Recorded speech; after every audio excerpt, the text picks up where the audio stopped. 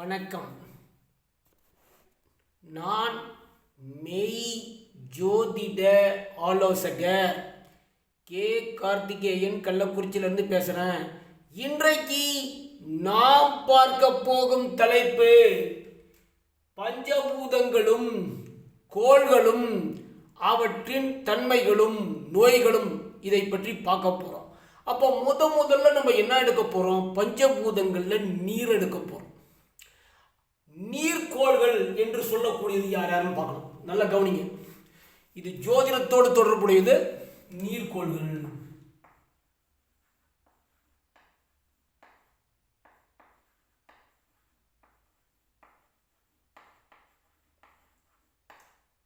அப்ப சந்திரன், சுக்கிரன். இதுதான் நல்லா கவனிங்க. நீர்கோள்கள். அப்ப நீர்கோள்களின் தன்மைகள் இதையும் ஒரு பக்கம் எடுத்துக்கும். இப்போ பஞ்சபூதங்களும் அவற்றின் தன்மைகளும் நீர்த்தன்மைகளால் உண்டாகும் மன அழுத்தங்கள் என்னென்ன, இந்த நீர்த்தன்மைகளால் சந்திக்கும் மன அழுத்தங்கள் என்னென்னு நம்ம பார்க்க போறோம். நமது உடலில் நீர்த்தன்மை அதிகமாகும் பொழுது மனம் குளுமை அடைகிறது. உடலில் குளிர்ச்சி தன்மை அதிகரிக்கிறது. குளிர்ச்சி தன்மை அதிகமாகும் பொழுது மனமானது குளுமை அடைகிறது. மனமானது குளுமை தன்மை அதிகமாகும் பொழுது இவர்கள் பிளேபாய் கேரக்டராக இருப்பார்கள் மற்றும் எல்லா விஷயங்களையும் கூலாகவும் ஜாலியாகவும் எடுத்துக் கொள்வார்கள். எல்லா பிரச்சனைகளையும் ஜாலியாக சமாளிப்பார்கள். உடலில் நீர்த்தன்மை அதிகரிக்கும் பொழுது சந்தோஷத்தையும் மகிழ்ச்சியும் முழுமையாக அனுபவிப்பார்கள் அல்லது அனுபவிக்க பிறந்தவர்கள் என்றே சொல்லலாம்.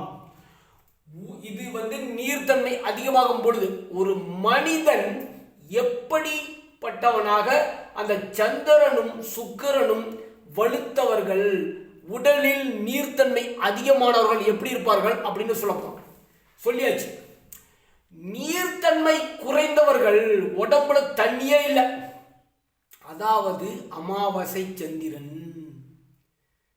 இருள் சந்திரன் என்று சொல்லக்கூடிய அமாவாசை சந்திரன், அமாவாசை நெருங்கும் சந்திரன், சந்திரன் கெட்டு போனவர்கள், சுக்கிரன் கெட்டு போனவர்கள், அங்கே நீர்த்தன்மை வெகுவாக குறைகிறது.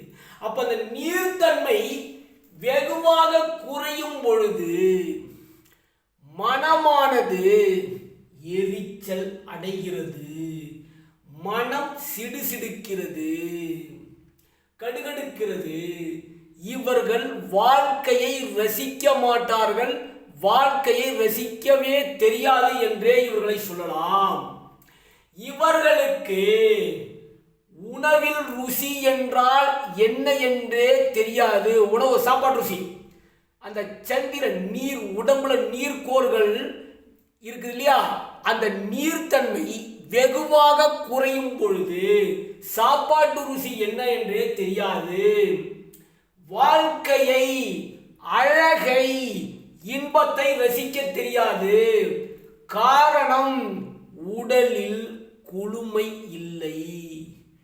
உடலில் நீரின் தன்மை வெகுவாக குறைந்து விட்டது. அப்போ உடலில் நீர்த்தன்மை வெகுவாக குறையும் பொழுது என்னென்ன நோய் ஏற்படும்?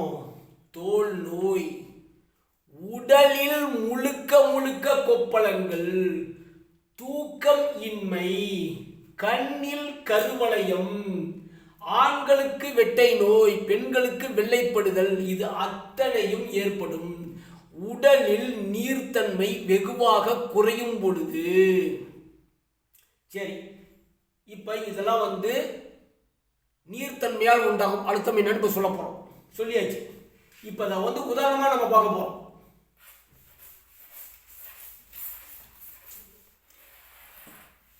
இந்த தோசம் சொல்லிட்டு உங்களை ஏமாத்துறவங்களுக்கு தான் இது போட வேண்டியத கட்டாயத்துக்கு தள்ளப்பட்டேன். இதுதான் உண்மைத்தன்மையை நான் சொல்லிடுறேன். இங்கே கவனிங்க, இது போட்டுக்கலாம்.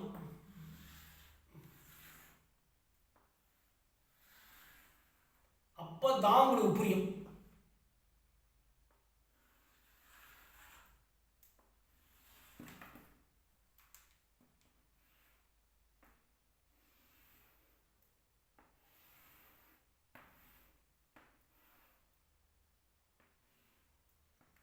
இங்க பாத்துங்க, இப்போ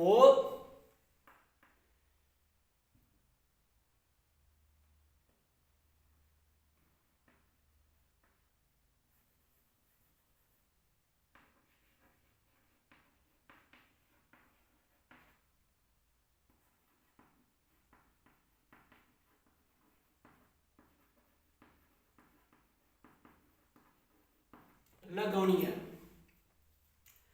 சந்திரன் சுக்கிரன் இங்கே வளர்பிறை சந்திரன், அதாவது சந்திரன் முழுமையான ஒளியை பிரதிபலிக்கிறது. கூடவே சுக்கிரனும் பங்கமில்லாமல் முழுமையான ஒளி பிரதிபலிக்கிறதுன்னு கவனிக்கணும். இங்க பாருங்க, அப்பொழுது இங்கே என்னாச்சு, இவர்களுக்கு நீர்த்தன்மை அதிகரிக்கிறது. உடலில் நீர்த்தன்மை இவங்களுக்கு அதிகரிக்குது.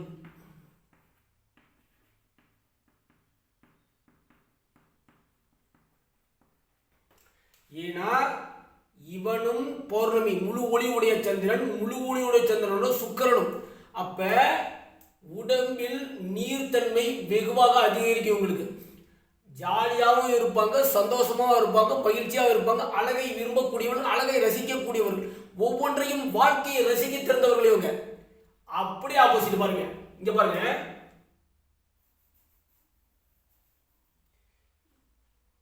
இங்க பாருங்க,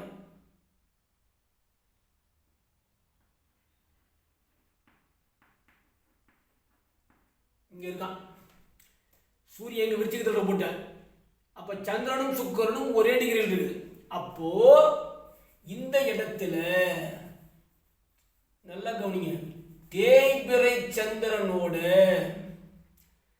அமாவாசைக்கு நெருங்கிய சந்திரனோட சேரும் பொழுது இவர்கள் மகிழ்ச்சியை, சந்தோஷத்தை,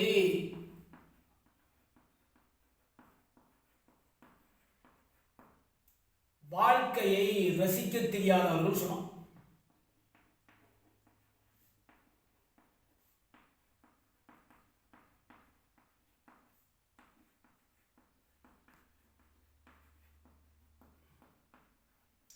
இங்க அது மட்டும் இல்ல, நல்லா கவனிங்க.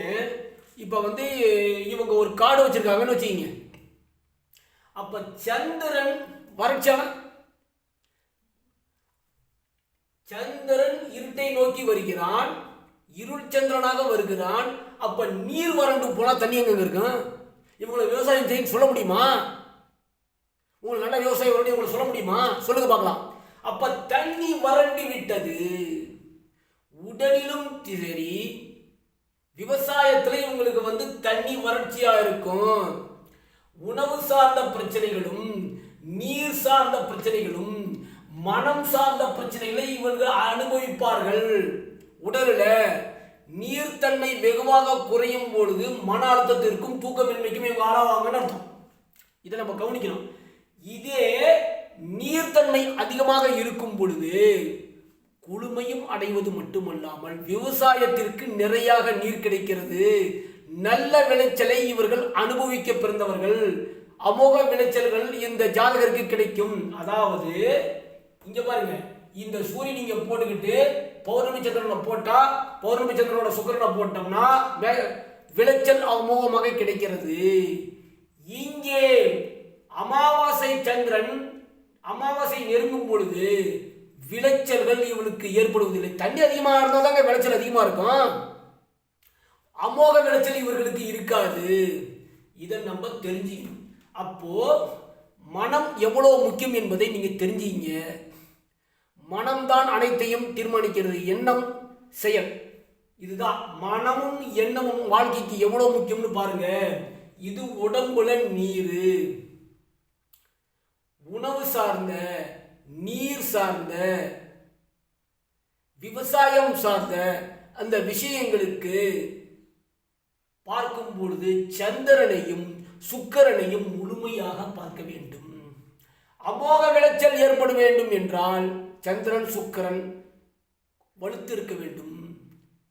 அமோக விளைச்சல் இல்லை என்றால் சந்திரன் கெட்டு போய் அமாவாசை சந்திரனோடு சுக்கிரன் இருந்தால் விளைச்சல் அவர்களுக்கு வருவதில்லை.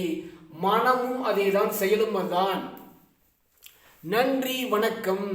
வாழ்க வளர்க.